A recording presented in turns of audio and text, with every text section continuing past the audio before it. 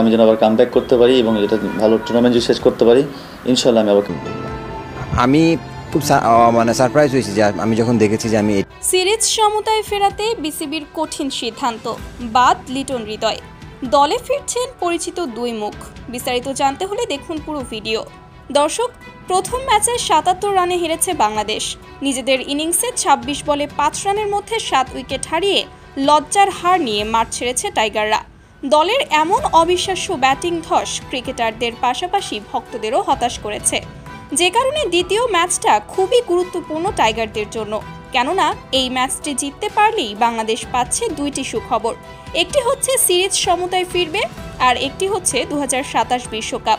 মূলত সে কারণেই বিসিবি সভাপতি বুলবুল সিদ্ধান্ত নিয়েছেন লিটন তাওহিদকে বাদ দিয়ে ইমরুল কায়েস ও সাব্বির রহমানকে দলে ফেরাবেন। ইমরুল কায়েস খেলবেন লিটন দাসের পজিশনে, আর সাব্বির রহমান খেলবেন তাওহিদ হৃদয়ের পজিশনে। কিন্তু মজার বিষয় হচ্ছে বিসিবির এমন সিদ্ধান্তে বেশ খুশি দেশের ভক্ত সমর্থকরা। তো দর্শক, বিসিবি সভাপতি বুলবুলের এমন সিদ্ধান্তকে 10-এ কত দিবেন আপনারা, তা অবশ্যই জানিয়ে দিবেন আমাদের কমেন্ট বক্সে।